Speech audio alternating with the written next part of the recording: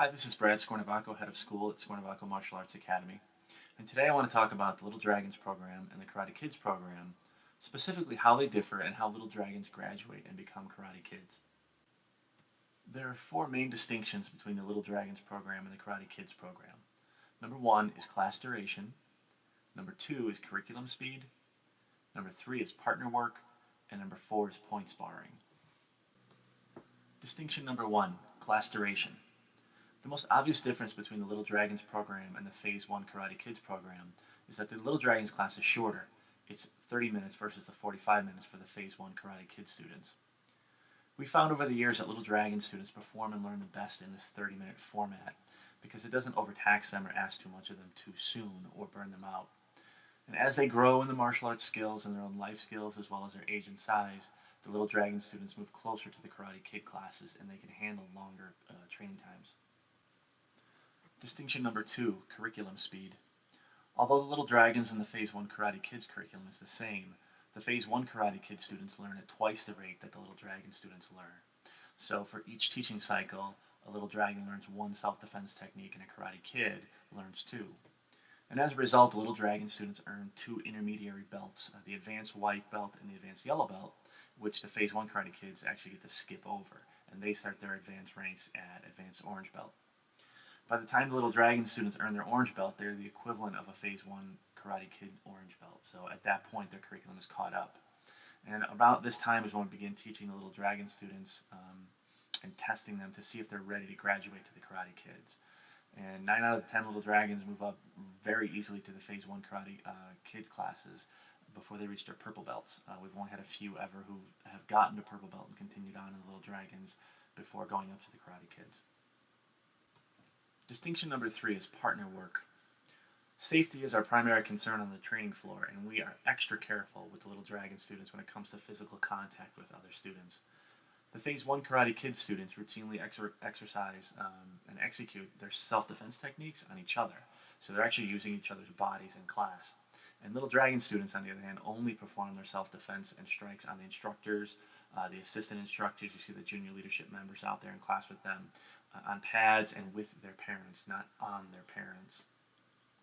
And we take this opportunity to zero in on their self-control and focus because we'd rather have them strike a bit too hard on one of us, on one of the teachers, because we can take it, than on each other, wherein, they can make each other cry, and that's no good for anybody.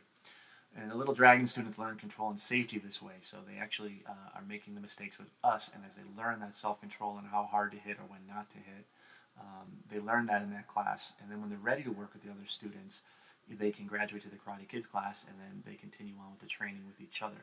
So that's a big difference you might not have noticed in the classes, that the Little Dragons are only doing their techniques on instructors and not on other Little Dragons, and the Karate Kids routinely work with each other.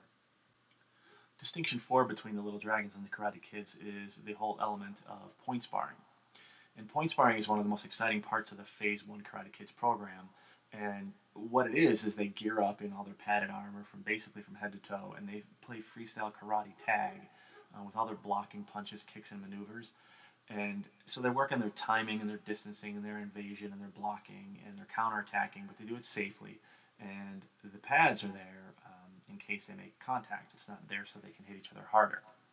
So, that type of training requires self-control and discipline and excellent listening skills for them to be able to perform safely and follow the instructors. And so, even the Karate Kid students in Phase 1 have to demonstrate the self-control and the discipline, or we don't let them spar. And so in the Little Dragons, they don't point spar at all, and they do perform specific non-contact kind of pre-sparring drills that help them when they move up to the Phase 1 Karate Kids.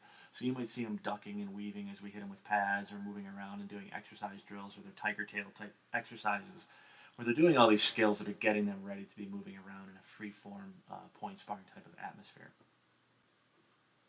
Transitioning to the Karate Kids, here are 5 signs that your Little Dragon might be ready to graduate to the Karate Kids. Sign number 1 is age. The Little Dragons program is primarily for kids aged about 4 to 6 years old, and some a little bit older. Some actually get to 7. But when children reach their 6th birthday, this is one of the milestones we use to see if he or she might be ready to try the Karate Kids classes. And age is just one factor or one sign that we look at. And generally, the older a child is, the more likely we are to try him or her out into the Karate Kids program. So, age 6 is one of those markers that we look at to see if a student is ready for Karate Kids. Sign number 2 is physical size. Physical size tends to correlate with age. The older the kids get, the bigger they are. And as such, when a little dragon can interact physically with the other Karate Kid students, we take this as another milestone in the decision-making process of whether or not the little dragon is ready to move up to the Karate Kids. So those large little dragons who are might be able to work with the other kids, that's something that we look at. The smaller ones, we usually try to keep them in the little dragons as long as possible, just to give them time to catch up. And there are exceptions. You've seen some of our, even one of our junior black belts is probably smaller than most of the Karate Kids, but she does fantastic. Sign 3 we look for is belt rank. When a little dragon reaches orange belt, like I said earlier, this is another milestone we use because at this level, he is the equivalent or she is the equivalent of a Karate Kid. So when you see students with orange belts, they are the same rank. They have the same amount of self-defense techniques that they know, and they've been through the same amount of curriculum. So orange belts is a really good level to look at a little dragon to see if they can then segue into the Karate Kids. An orange belt little dragon that would wait until advanced orange belt, it takes about 6 months to get to the advanced orange belt. And that's quite a long time, longer than the other ranks.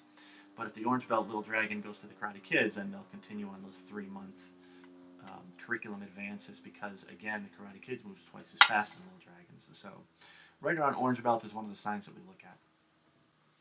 Sign number 4 is maturity. And maturity refers to the emotional and cognitive development that would allow a little dragon to excel in the Karate Kids program.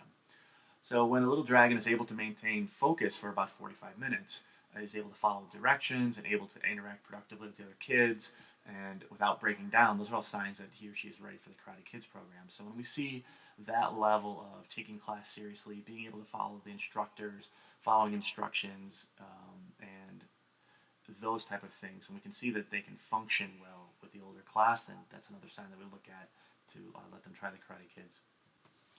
Sign number 5 is boredom or needing more of a challenge in the classes. So as instructors, when we hear the words I'm bored or this is too easy or when is this going to end, those are real loud and clear signals that a little dragon is ready to graduate to the Karate Kids. These signs are positive. Don't take them as negative. So when you hear them, don't be alarmed because we have an ear out for those phrases and signals from little dragons because those are all signs that they're ready for more of a challenge. It's not that they want to quit, it's just that it's too easy and they're ready to move up. And so by moving them into the Karate Kids, that usually gives them enough challenge and gives them the challenge that they're looking for. The Little Dragons is basically like a karate preschool. This is the program where the students have learned the basic lessons of their learning focus and self-control and how to interact with the group, of course, along with the martial arts basics. And once they've got that down, it's time to move up. The process for transitioning and graduating to the Karate Kids, it can either be the parent's idea, or it might be the child's idea, and the child might be asking, when or he or she is going to become a Karate Kid. And depending on, the child's attitude, there's one of 2 processes that we use for graduating. One, of course, is how we follow the procedure if it's the parent's idea, and 2 is if it's the child's idea. Number 1, the parent's idea. When moving to Karate Kids is the parent's idea, the child sometimes isn't ready to move up or even thinks that she's ready to move up. And in this case, we kind of take a stealth approach. The instructor surreptitiously pair the little dragon with other Karate Kids, and then we kind of gauge his or her level of preparedness.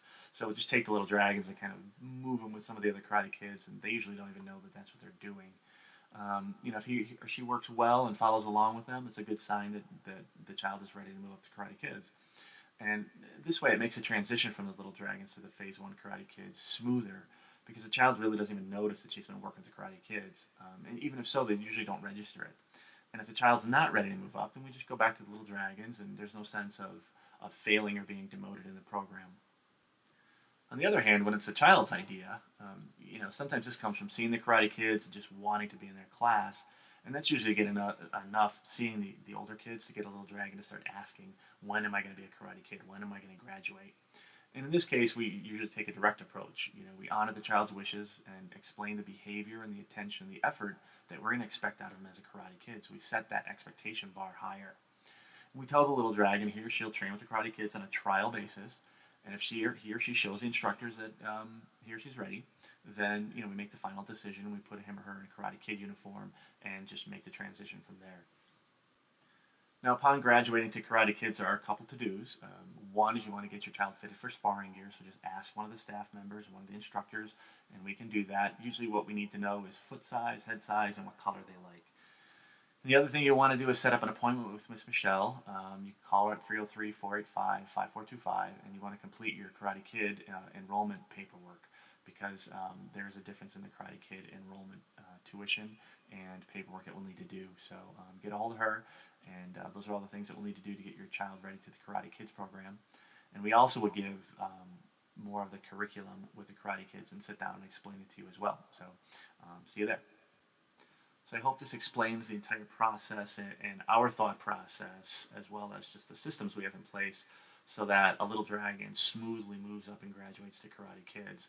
And incidentally, this is the same process we use in all of our transitions, from the little dragon to Karate Kids to the tweens, and also the tweens to adults, and it works famously. So thank you for listening.